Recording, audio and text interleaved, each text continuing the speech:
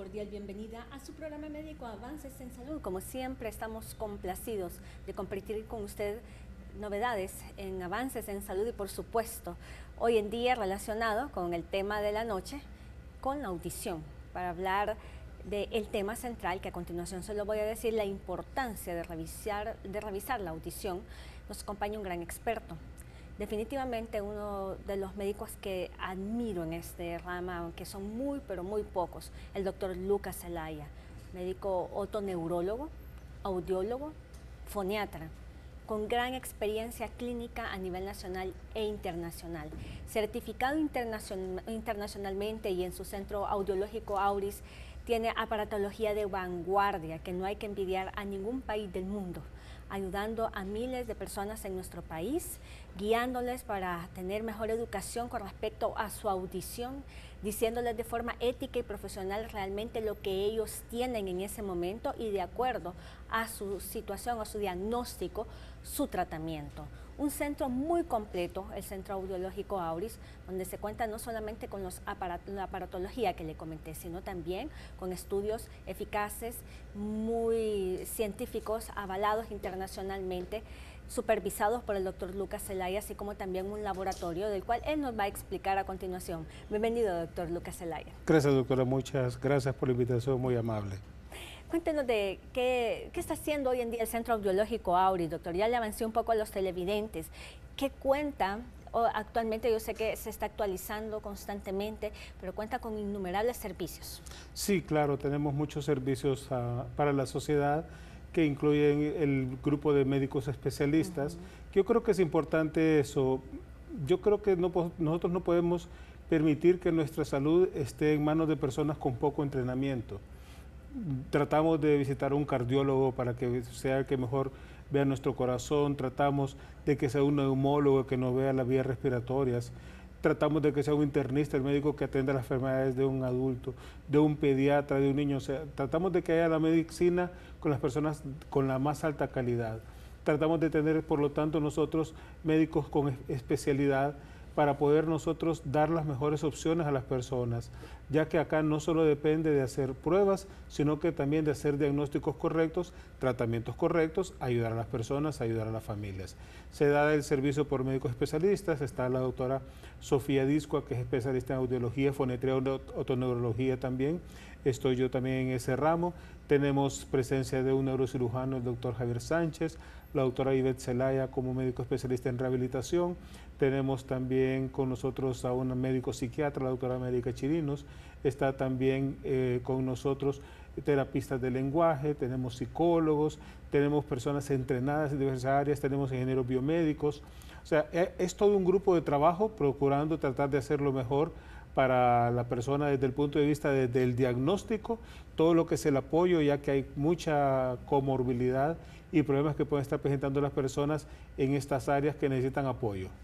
Una vez que se establece el diagnóstico de la forma que usted nos ha mencionado, doctor, también cuentan con métodos de confirmación o de diagnóstico de apoyo a la consulta médica. Es correcto, porque la sospecha es importante, pero lo mejor es tener estudios que lo confirmen, porque nosotros podemos hacer estudios objetivos y estudios subjetivos. Vaya, hay estudios subjetivos como que yo no estoy seguro si el niño escucha y comienzo a aplaudirle, ponerle una campanita a ver si el niño atiende. Eso es una cosa totalmente subjetiva.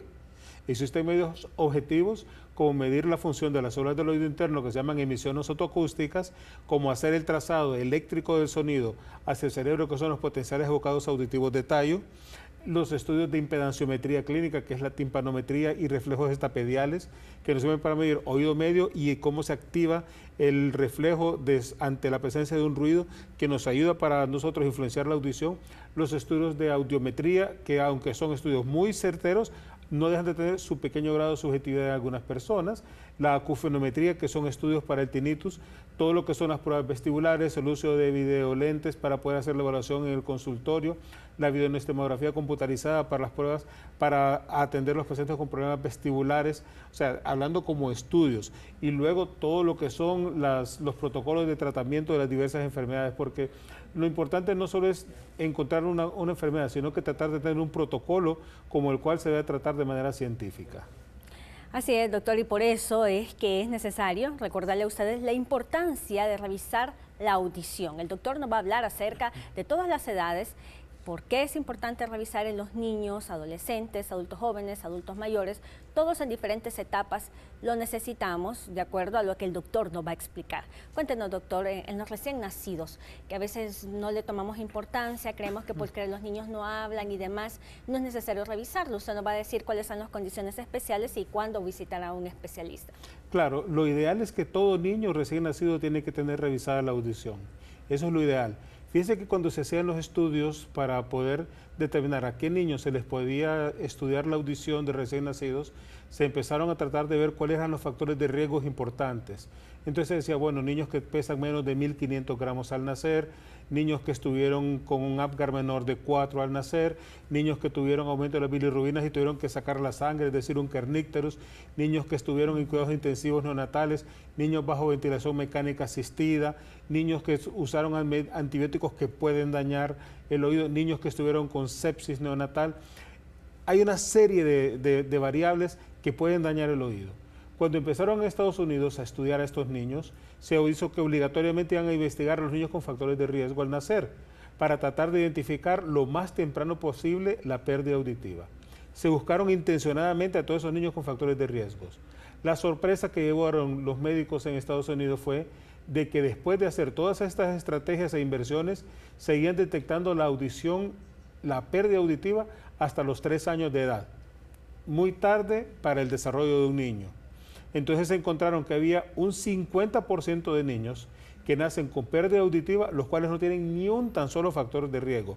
Niños con embarazos normales, que sus padres ninguno tiene un factor de herencia de pérdida auditiva en la familia, que tienen un embarazo normal, un parto normal, el niño sale del parto, ni siquiera es cesárea, va con su mamá a su casa, no hay ninguna infección, no hay ninguna complicación, el niño sale bien y esos niños con pérdida auditiva, la mitad de ellos tienen esas circunstancias. Habitualmente esas pérdidas auditivas congénitas no sindromáticas son por deficiencia de una proteína que se llama la conexina 26 en el oído interno. Esa proteína se encarga de que el potasio sea manejado por las células. Y si esa proteína falla, entonces los niños que tienen eso se van a dañar sus células, si quisiera llamarse como una intoxicación por potasio, y hace que se pierdan esas células y se pierda la audición.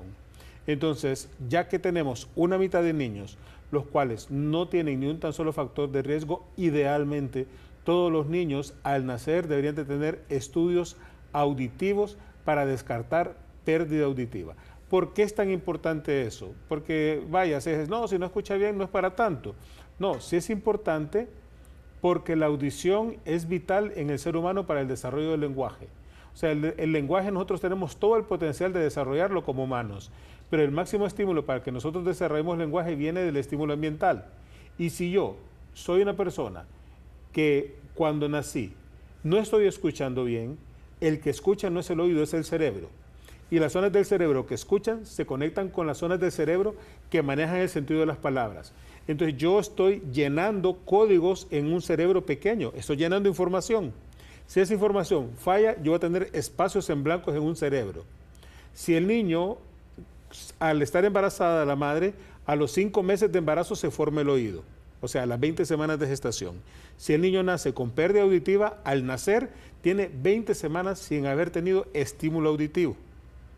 Y si nosotros demoramos mucho tiempo en poder detectar que el niño no escucha bien, agreguémosle esas 20 semanas al tiempo que tardamos en nosotros en detectar que ese niño no escucha bien. Cuando yo estudiaba la especialidad en México, se hablaba de que los 6 años en adelante es casi imposible para el ser humano desarrollar lenguaje. Es casi imposible. Yo le puedo poner un aparato a un niño a los 7, a los 8, a los 9 años. Nunca va a entender palabras con ellos. Le van a servir para saber dónde vienen los sonidos, que no lo mate un carro cuando cruce la calle, pero ese niño no va a desarrollar lenguaje como lo desarrollamos del lenguaje oral. Por lo tanto, va a tener más dificultades académicas y más complicaciones en su mundo. Hoy se habla de que si al niño le detectamos la pérdida auditiva a los 3 años de edad, que a los 3 años un niño tiene que decir de 300 a 1000 palabras, si a esa edad nosotros le detectamos la pérdida auditiva y si hasta esa edad le ponemos aparatos, Es posible que al niño le vaya bien con el lenguaje, pero tiene un potencial de desarrollar con buena suerte algunas 100 palabras en su vida. Y con eso nadie va a funcionar adecuadamente. Entonces, la detección temprana en la edad pediátrica es vital. O sea, los niños con factores de riesgo y sin factores de riesgo tienen que ser estudiados. Y si de casualidad el niño tomó algunas de las enfermedades que pueden dañar la audición, como meningitis, como las enfermedades de toxoplasmosis, ¿sí? de toxoplasmosis, rubiola, herpes, citomegalovirus, que es especialmente dañino para el oído. Esas enfermedades, sífilis, tienen que ser obligatoriamente estudiados. O sea, hay muchas enfermedades en la vida que pueden afectar a un niño. Los niños que están en quimioterapia, especialmente con cisplatino, tratamos, si es muy posible, después de cada ciclo de cisplatino, revisar la audición para detectar precozmente cuando está empezando a dañarse el oído, porque son terribles los daños que produce el cisplatino como medicamento oncológico. Si nos retrotraemos a los recién nacidos, el niño que nació, si el niño al nacer no tiene ningún problema de nacimiento, ningún factor de riesgo, le estudiamos, le hacemos las pruebas que son emisiones autoacústicas, que suele poner una sondita en el oído, tira un sonido y el oído responde con otro sonido. Y si eso se presenta, decimos, están normales las células del oído interno. No me dice cuánto escucha, solo me dice si la cóclea está íntegra. Si nosotros hagamos eso, decimos, está bien. Podemos hacerle también potenciales auditivos de detección, que le ponemos sus electrodos, unos audífonos para pasarle sonidos y mide el registro eléctrico. Y si pasa, porque ahí solo me dice pasa o no pasa, no me da umbral, se hace a cierto nivel. Si el niño no tiene ningún tan solo factor de riesgo y está todo bien con eso, se le da de alta. Pero si el recién nacido tiene algún factor de riesgo y pasa, se le da seguimiento por 2 años. ¿Por qué? Porque hay niños que pueden nacer y empezar a perder la audición después del año. Y muchos papás le dicen, mire, si el niño hablaba normal, escuchaba normal, de repente dejó de hablar. Como no hay niño que no se caiga al suelo, los papás asumen que fue que se golpeó la cabeza y que por eso el niño perdió la capacidad de hablar. Pero si empezamos a interrogar con cuidado, nos encontramos que hay niños que tuvieron factores de riesgo y esos niños pueden tener pérdida, nacer con audición normal y empezar a perder la audición después del año de edad. Esos niños por lo tanto, se les hace un seguimiento hasta los 2 años para estar revisando eso. Si al recién nacido nos sale lo contrario, que le hacemos las pruebas y no las pasa, o sea, que las pruebas arrojan de que hay sospecha que el niño tiene pérdida auditiva, se repiten al mes de edad. Y si al mes de edad vuelven a salir que no pasan, entonces tenemos que hacerle ya un estudio clínico completo, no solo de detección. Si eso sucede, ese niño, por tarde, a los 3 meses de edad, tiene que estar con aparatos auditivos en ambos oídos, a los 3 meses de edad. Y empezar a estimularlos auditivamente mucho para que ese cerebrito empiece a captar sonidos. Si nosotros logramos hacer eso a los 3 meses de edad, que es muy difícil en nuestro país, si nosotros pudiéramos hacer eso, nosotros le estaríamos ofreciendo a ese hondureño la posibilidad de un desarrollo normal, al igual que un niño que nació con audición normal bajo el estímulo correcto. Y si el niño llega al año de vida y al año de vida notamos de que no respondió con los aparatos, es decir, que se le pusieron aparatos de acuerdo a su pérdida auditiva, aparatos buenos, no donaciones de equipos de dudosa calidad, sino que aparatos buenos. Pero si al año de edad esa criatura no responde, ese niño debe ser implantado. Con esta respuesta nos vamos a una breve pausa comercial, ya regresamos con más en Avances en Salud.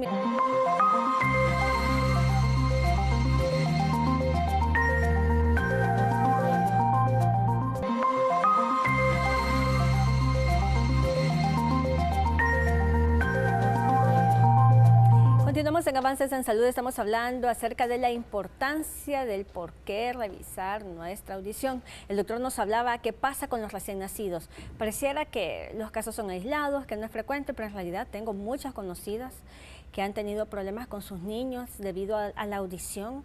Algunos otros pacientes que obviamente no son míos, sino que he visto cómo las madres están luchando día a día porque no es un trabajo El otoneurólogo le ayuda, pero realmente ellas también tienen que hacer su parte en casa con todas las terapias que se les indica. Bueno, el doctor va a dar una continuación con respecto a lo que hablaba con los niños hasta los 3 meses de edad, pero luego también se necesita de una evaluación y un seguimiento de algunas personas, padres o madres de familia, que todavía no se dan cuenta que sus niños no escuchan. Es correcto, doctora. Por eso es que el niño, si al año de edad no responde con los aparatos auditivos, lo que corresponde es pasar a la siguiente etapa, que es un implante coclear. O sea, hacer un implante coclear, ya estamos hablando de una cirugía, ya estamos de poner un dispositivo dentro del cráneo del niño que va a meterse dentro del oído interno y va a estimular directamente el nervio auditivo para que pueda escuchar. Y cuando se implantan los niños, no se enciende inmediatamente el implante se enciende hasta el mes y de ahí se va programando. El niño que recibe aparatos auditivos o que se le implante no va a hablar automáticamente. O sea, no es que vamos a poner un aparato y te decir, hey, papá, ya viste que le ocupaba un aparato. No, no es eso. Sino que solo va a estar escuchando bien. Y ese niño que necesita a la par, terapia de lenguaje. Terapia de lenguaje. Mucha estimulación auditiva y terapia de lenguaje para que el niño pueda aprender a desarrollar su lenguaje. Si nosotros pudiéramos hacer eso, ese es un mundo ideal. Que eso es lo que se hace en países de primer mundo. En países donde hay políticas de salud pensando en eso. Lastimosamente en nuestro país la gente muere por picadas de zancudos. Entonces ni siquiera se puede pensar en aparatos auditivos, peor en implantes, como política de Estado. Pero eso sería la gran deuda que hay en esta enorme área. Pareciera que no es importante, pero estamos hablando de seres humanos que probablemente van a tener muchos problemas con su lenguaje, muchos problemas con su aprendizaje. Es caro si se hablara de costos. Aparentemente para un país es caro. La Organización Mundial de la Salud tiene estandarizado que es más caro no tratar. ¿Por qué? Porque estamos hablando de personas que no van a tener todo el potencial para una vida laboral correcta. Los enormes gastos que va a incluir la familia, ya que el Estado no da esos servicios en relación a tutorías, escuelas especiales. Entonces, todo lo que se invierte es nada comparado con el éxito de poner a una persona a conectarse con el mundo. O sea, hacer que un niño haga eso, estamos permitiendo que su cerebro se esté desarrollando de la manera correcta y que tenga potencial para mucho más. O sea, sabemos que todos tenemos un potencial, pero un potencial para mucho más. De que toda esa estimulación del ambiente nos ayude y nos permita a nosotros desarrollarnos de manera correcta. Afortunadamente, no son gran cantidad de niños si lo consideramos contra los adultos en la pérdida auditiva. Pero en los niños que hay es catastrófico si nosotros no lo detectamos a tiempo. O sea, es catastrófico, es terrible para ellos. Cualquiera dice, no se muere de eso nadie. En un país como Honduras sí, porque acá la gente no se detiene en la calle cuando un peatón va pasando. Usan el pito del carro para que se haga a un lado como si el peatón pesa más que el carro. Y hay muchos niños en las áreas rurales y en algunos barrios de nuestra ciudad que los niños van a la escuela a pie y pueden ser atropellados. Niños que van en bicicleta en las áreas rurales a la escuela y pueden ser atropellados porque no escuchan bien. Y han sido atropellados, lo hemos visto, casos de esos tipos. Entonces, para un niño es dramático. Ahora, vamos al otro extremo, los niños que nacen con audición normal, que todo es normal y que todo va bien en su vida. Pueden empezar a perder la audición porque hagan infecciones a repetición. ¿Que se les están reventando los oídos? Hay que estudiarlos. El primer factor de riesgo para estudiar en pérdida auditiva para niños mayores de 1 mes de vida es sospecha de los padres en relación a cómo escucha su hijo o el desarrollo de su lenguaje. En general se dice que cuando los padres sospechan que su hijo no escucha bien, en el 70% de los casos están en lo correcto. Y si nosotros no lo tomamos en serio, tenemos muchas posibilidades de equivocarnos en el consejo. Tanto como decirle, no se preocupe, el niño está pequeño, más tarde va a hablar. Los varones son más perezosos, hablan más temprano las niñas, y son consejos que no son reales. Son consejos que no son reales. Entonces, esas cosas nos pueden cometer que nos metamos en errores de apreciación. Cuando el padre me dice, yo creo que mi hijo no escucha bien, hay que estudiarlo. Afortunadamente, muchos sordos son otitis medias, que se dan con tratamiento, dan con medicamentos, antibióticos, pueden mejorar. Pero hay otros que no tienen problemas del oído medio y que son ya pérdidas irreversibles del oído interno. Y si el niño ha estado teniendo que se me revientan los oídos, que pasa eso, hay que estudiarlos obligatoriamente. Y si hacen algunas infecciones virales y de repente nos parece que el niño no escucha bien, estudiémoslo, porque las pérdidas virales son terribles, se llevan casi toda la audición. Por eso es importante identificarlos y tratar de prevenir los factores grandes de riesgo que tienen ahora los muchachos, que es el ruido. O sea, el ruido a altas intensidades daña la audición. Y los muchachos viven en un ambiente donde hay mucho ruido, desde que escuchan música con audífonos todo el día, lo usan para estudiar, lo usan para hacer ejercicio, lo usan para hacer juegos con videojuegos, los usan para dormir, van en los autobuses, van en los carros y están totalmente aislados del mundo, escuchando música a altas intensidades, y eso daña el oído interno. Y las células del oído interno no son muchas, son muy pocas. Realmente nosotros tenemos un sistema auditivo impresionantemente complejo, porque el oído interno tiene dos tipos de células, unas que se llaman células pilosas externas y otras se llaman células pilosas internas, que son muy pocas. Las células pilosas internas, en promedio, externas, perdón, en promedio se dice que son 5.000, algunos hablan que son de 10.000 o 12.000. Y esas células tienen una función muy importante, porque el sonido, cuando pasa hacia nuestro oído, va a tener un problema, que viaja de un medio de aire, el oído externo tiene aire, el oído medio tiene aire, pero el oído interno tiene líquido. Y cuando el sonido pasa del aire al líquido, pierde potencia y se hace más suave. Pero al mover el líquido del oído interno, se mueven las células pilosas externas. Y la función de las células pilosas externas es volver a subir la potencia al sonido. O sea, Dios lo hizo complicado. A través de unos mecanismos que se estiran y se encogen, hace un efecto electromecánico inverso para volver a subir la potencia al sonido. Se conectan con las células pilosas internas, que solo son como 5.000. Y esas células convierten en electricidad el impulso mecánico del sonido y lo pasan al nervio auditivo, porque dan el 95% del nervio auditivo para que viaje hacia el cerebro, que es donde se escucha. Entonces, cuando una persona pierde células pilosas externas, lo que va a hacer es que va a escuchar menos en ciertas frecuencias. Y las células pilosas externas las perdemos un 0.5% anual desde que nacemos. Un niño de 10 años ha perdido el 5%, si no perdió ninguna tan solo al nacer. Y a los 15 ha perdido el 7.5%. Pero si nosotros empezamos a ponerle ruidos fuertes, aceleramos esa pérdida. De hecho, ya la Organización Mundial de la Salud identificó que en los adolescentes casi se ha duplicado la pérdida permanente auditiva por exposición a ruidos a altas intensidades. Pérdida permanente. Permanente, no ocasional, permanente, en adolescentes. Entonces los adolescentes son un grupo de alta vigilancia. Muy probablemente cuando estudiemos a la gran mayoría de adolescentes nos vamos a encontrar que su audición está dentro de parámetros normales. ¿Pero a qué me refiero con parámetros normales? El ser humano escucha desde 20 a 20.000 Hz o ciclos por segundo, pero a la hora de revisar solo se revisan 125 a 8.000. Porque esta es la frecuencia donde se entienden las palabras. Entonces yo puedo tener pérdidas en estas frecuencias que no son importantes para comprender las palabras, pero son las primeras que se empiezan a perder. Entonces yo puedo tener un muchacho que está todo el día oyendo música a todo volumen, que está expuesto a ruidos y todas las cosas, y luego estudios y me salen normales. Y puede haber la falsa seguridad. Ya ves, papá, más es lo que me estabas regañando que lo que yo estoy normal, no te preocupes, yo estoy bien, mis oídos están sanos. Yo soy una persona joven, no tengo vicios, solo me gusta escuchar música fuerte. Pero esa es una falsa seguridad, porque las pérdidas de acá van presentándose antes. Pero puede llegar al punto que en muchachos jóvenes ya estamos encontrando esas pérdidas. Por lo tanto, si estamos expuestos a esos ruidos, deberíamos de asumir posiciones muy parecidas a los adultos que trabajan en ambientes ruidosos, que dependiendo del ruido al que están expuestos, ameritan estudios auditivos con mayor frecuencia, unos que otros, dependiendo de la intensidad del sonido. Vaya, solo podemos hacer una presunción. 85 decibeles es el máximo que yo puedo exponerme sin daño, que son 8 horas continuas. Y eso equivale al ruido del tráfico, yo dentro de mi carro con un tráfico pesado. Son 85 decibeles. Yo puedo estar 8 horas continuas. Las secadoras de pelo generan 100 decibeles de potencia. A los 15 minutos se produce el daño auditivo. Entonces, una persona que se expone durante 15 minutos seguidos al sonido de una pistola de pelo equivale a una persona que está 8 horas a 85 decibeles. Entonces, dependiendo de las cosas que usemos nosotros o a que estemos expuestos, tenemos más posibilidades de empezar a generar daños auditivos.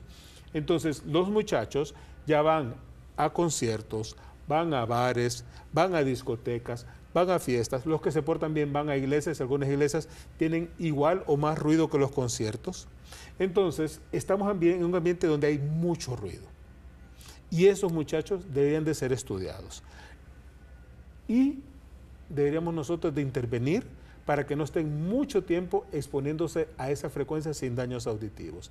En general se habla que cuando nosotros tenemos un dispositivo para escuchar música, la regla es 60% de potencia durante 60 minutos. Doctor, ¿qué le parece si después de esta breve pausa seguimos explicando con respecto a lo que usted nos está mencionando, así como también decirles que así como el doctor le está diciendo la importancia del por qué nosotros tenemos que revisar nuestra audición, estos son los factores de riesgo, el por qué nos exponemos. Existen una serie de alternativas de tratamiento después del diagnóstico que el doctor más adelante le va a explicar, así que pendiente, nos vamos nuevamente y ya volvemos con más en Avances en Salud.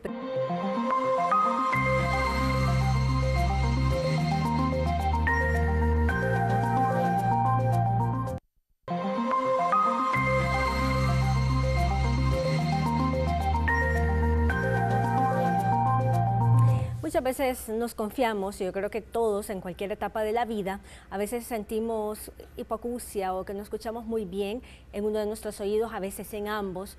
Pasa mucho tiempo y lo dejamos porque creemos que es completamente normal. Cuando ya es preocupante, muchas personas, doctor, lastimosamente acuden a centros de salud o a otros lugares y les hacen lavados de oídos porque les dice que tienen un tapón de cerumen o que tienen cuerpos o objetos extraños en sus oídos, y el paciente se debilita un poco con los lavados auditivos, además de eso siente mareos y no mejora. El problema, eso es bastante frecuente. ¿Qué nos dice de esto, doctor? Sí, claro. Bueno, muchos pacientes sí necesitan el lavado de los oídos, pero muchos no lo necesitan. Pero la tendencia de las personas es creer que tienen un problema de suciedad en su oído, que eso es lo que los hace que no escuchen. Primero, que el cerumen no es suciedad, es un mecanismo normal de protección que tiene nuestro oído. Y eso nos permite a nosotros el evitar ciertas infecciones, al mismo tiempo humecta el oído y previene algunos otros problemas. Si eso es muy fácil de retirar con gente entrenada o con pinzas adecuadas. Un lavado, la gente se puede marear si no se usa el agua a la temperatura del cuerpo. Si yo uso agua de la llave directamente, le voy a regalar un episodio de vértigo espectacular al paciente. Pero si yo tengo el cuidado de usar a 37 grados la temperatura del agua a la hora de hacerle el lavado, no va a haber ningún problema de vértigo para las personas. Pero hay que estar claros que ese oído tiene que estar íntegro. Si es una persona que ha tenido infecciones de repetición, no es muy buena idea porque podemos perforar ese tímpano y más bien generarle un problema queriendo solucionar ese problema a la gente. Pero los lavados siguen siendo válidos y de hecho se hacen todos los días para estudios auditivos porque sí baja la audición a la persona que tiene un tapón de cerumen, pero eso es la manera, ese es el mejor de los escenarios. Que solo sea un tapón de cerumen es quitemos el tapón y se soluciona el problema. Y como le digo a los pacientes, 2 milagros. Volví a escuchar bien y perdió peso porque al quitar el tapón pesa menos. Entonces eso le da una gran ventaja a la persona. Pero los que no tienen eso, hay que hacerle estudio auditivo para valorar cómo está su audición también. Pero ese es un tema muy difícil, doctor. Por lo menos yo, aunque no escuchara, no me lo haría. Yo iría donde el doctor Lucas Zelaya y que me diga qué hacer porque vale, nuestra audición vale, nosotros valemos y a veces por nosotros querer y escuchar a la gente, es que deberías de hacer un lavado, es que deberías de hacer eso, o voy a ir a la farmacia, en la farmacia le recetan unas gotitas porque no escucha bien y el paciente empeora y sigue en lo mismo, lo barato sale más caro porque buscamos una atención que no es especializada o en cualquier lugar, escuchamos al vecino, nuestros amigos y nuestra condición empeora. Imagínense qué hacemos nosotros sin escuchar y esto se da en pacientes muy jóvenes también, ya escuché que hasta en niños se podría dar. Autorrecetamos a nosotros mismos, a nuestros hijos, eso no es correcto. Doctor, con respecto al uso de los hisopos, muchas personas lo buscan y lo compran como objetos de higiene personal de uso diario, ya sea 1, 2, 3 veces al día. Muchas personas son muy obsesivas con respecto a ese tema. Y después, si por favor nos habla con respecto a el cuidado o por qué debemos de cuidarnos los adultos jóvenes y adultos mayores nuestra audición. Claro, y el hisopo, mire, es algo que no se debe usar en los oídos. Siempre le digo a la gente, compre hisopos que vienen de Estados Unidos. Porque en inglés dice no se inserten en los oídos. Entonces me dicen, ¿y para qué sirven? A mí no me pregunten para qué sirven, pero no sirve para meterse en los oídos. Pero todo el mundo le gusta usarlo en los oídos. Yo a veces les digo como chiste, vaya pues hagamos una cosa, agarre el hisopo y límpiese la nariz y la nariz está llena de mocos. ¿Verdad que no va a hacer eso? No, entonces tampoco se usa para usar en los oídos. El hisopo le puede limpiar un poco la pared, pero el resto lo va impactando y deja enormes tapones de cerumen. Que hay personas incluso que cuando se los retiran pueden estar tan pegados que puede hasta sangrar el conducto auditivo externo, ser un poco doloroso, o si se jala con una pincita puede hacer un efecto de vacío, alar un poco el tímpano y producir mucho dolor a la persona. Por eso es mejor no manipularse el oído, revisárselo y limpiárselo. Si una persona no se le ha perforado nunca el oído, que nunca le ha salido pus de los oídos y que sus oídos no han tenido ninguna perforación, la higiene del oído es muy sencilla.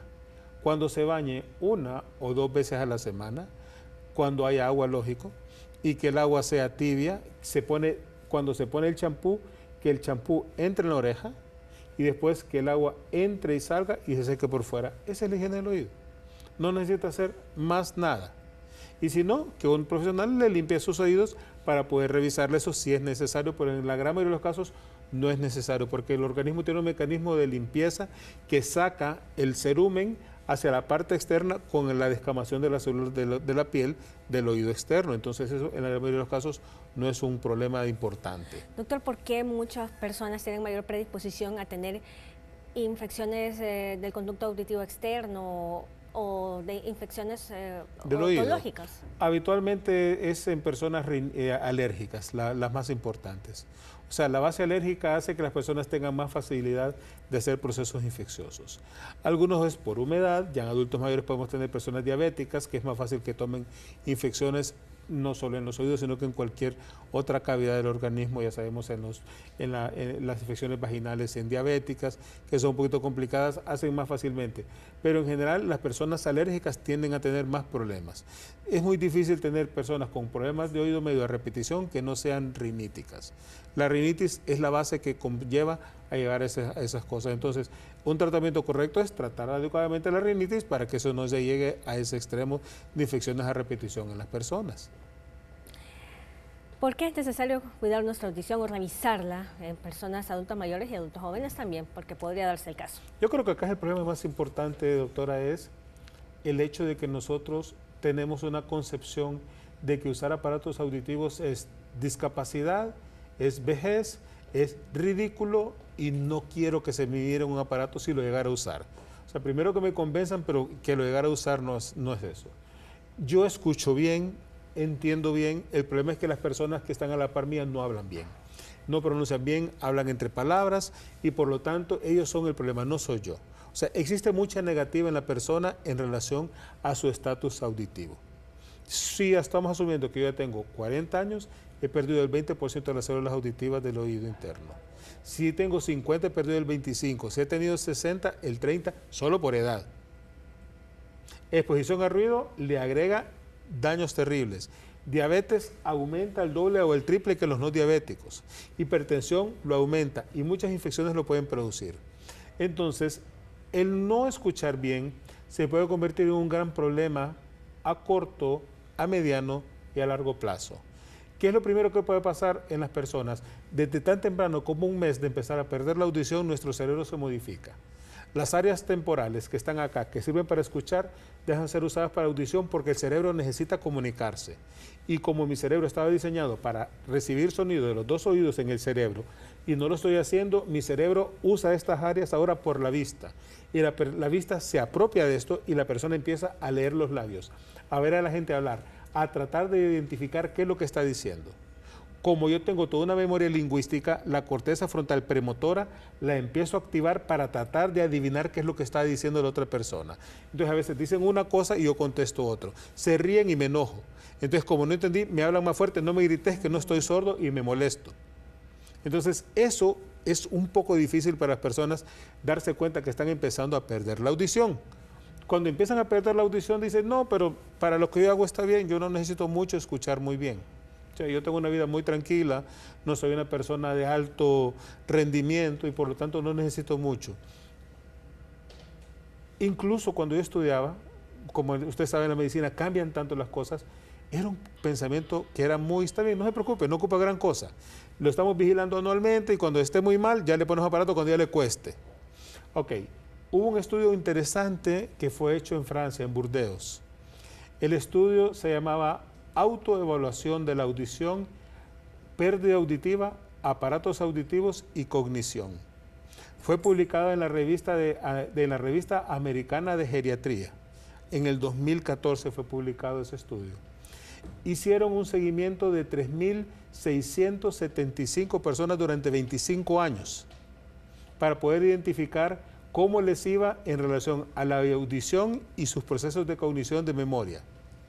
Les hacían el mini mental, que es una prueba sencilla para valorar en unos cuantos minutos el estatus mental de una persona, y luego les hacían otras pruebas cognitivas. Encontraron que las personas que decían que su audición era normal se comportaban igual que los que estaban usando aparatos auditivos. Y las personas que tenían pérdida auditiva, que no estaban amplificada su audición, tenían puntajes más bajos en un estudio durante 25 años que hicieron. Imagínense estar todos los años durante 25 años, estar revisando a esas personas para estar viendo cómo evolucionaban. Ok, el Lancet el año anterior se encontró, se escribió en la relación a demencia y pérdida auditiva, que es enfermedades como Alzheimer, que las personas que no escuchan bien tienen más riesgo de enfermedades demenciales. La pérdida auditiva por sí sola es el factor de riesgo número 1 para prevenir demencia. Después de este consejo comercial, el doctor nos seguirá comentando acerca de esos importantes y muy interesantes artículos que realmente conciernen a todos, porque nadie está exento de tener ninguna enfermedad, primero Dios que no, pero realmente educarnos es nuestra principal función. Nos vamos nuevamente.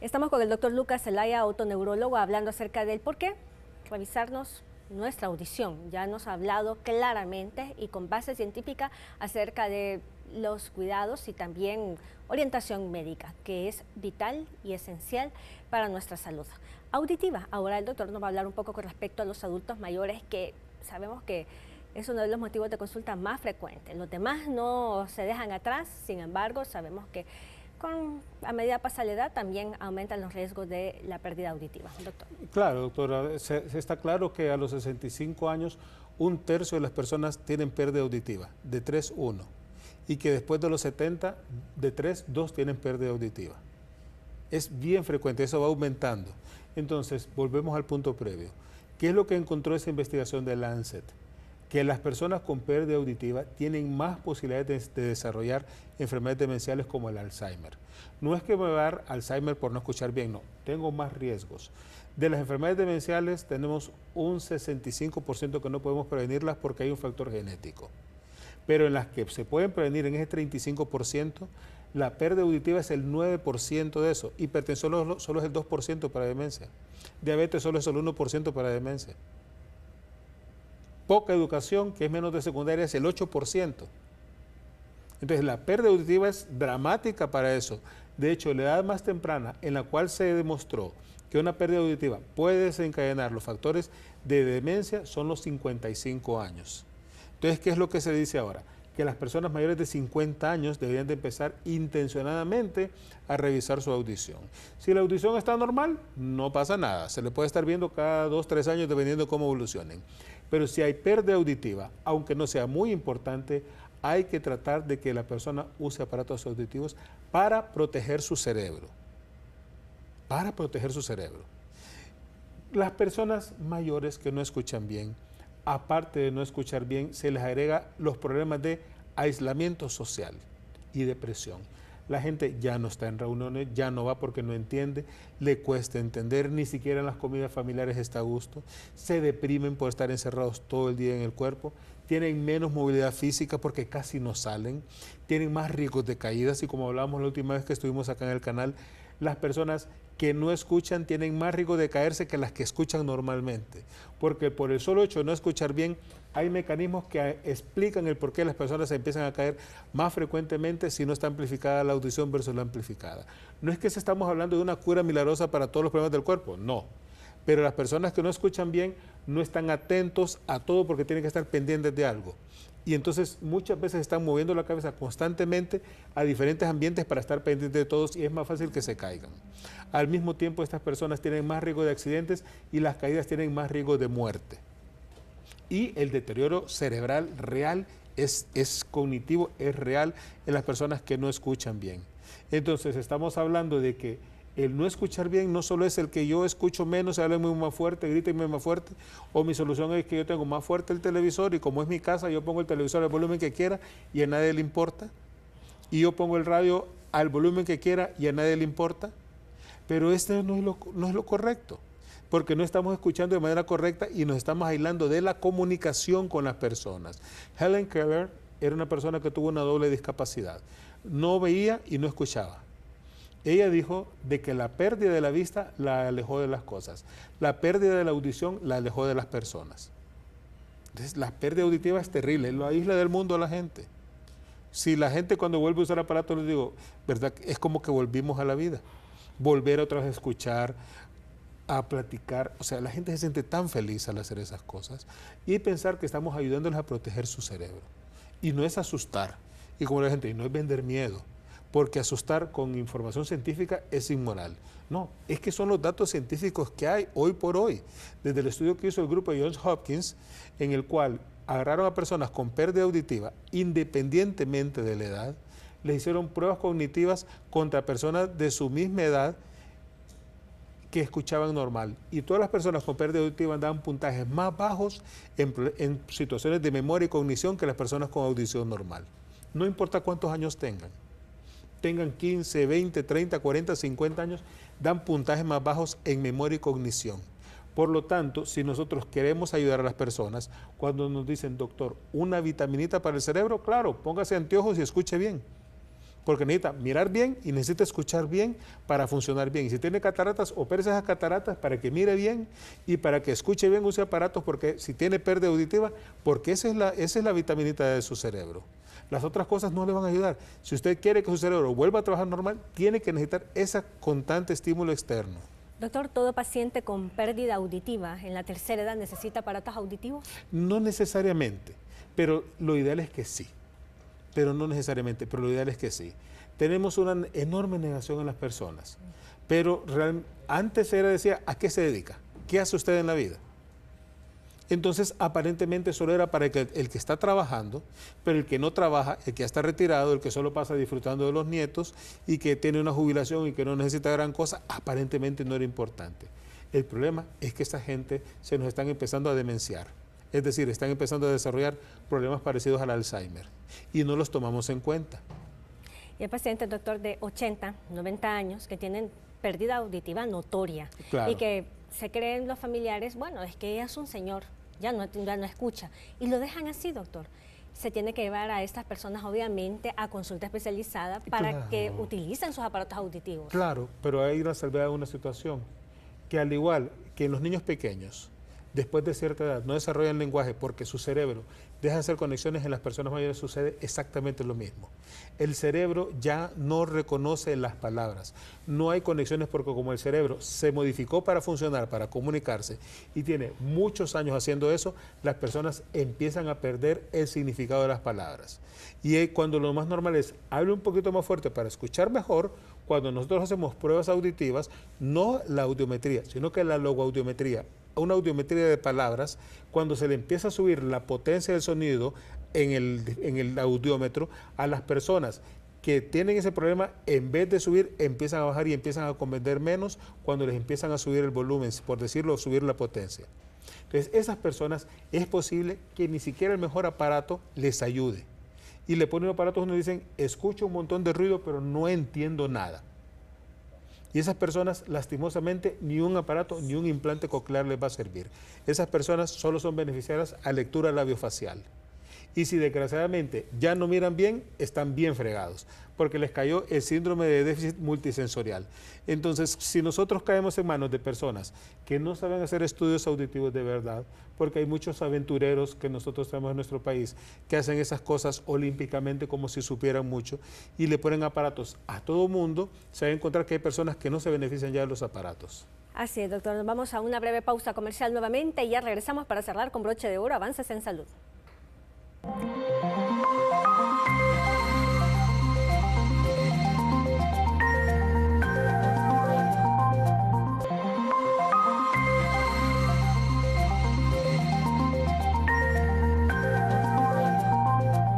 hemos llegado al final de Avances en Salud. Muchísimas gracias por su fiel sintonía, pero también le agradecemos al doctor Lucas Zelaya, otoneurólogo, foniatra y audiólogo, un brillante médico realmente muy capaz en nuestro país, a quien todos los médicos confiamos a nuestros pacientes porque es muy ético, muy profesional. Doctor, ¿dónde está ubicado? Ya sabemos, al inicio del programa les comentamos que el doctor está ubicado en el Centro Audiológico Auris, realizando muchos estudios y sobre todo diagnóstico profesional médico y por supuesto las conclusiones del tema.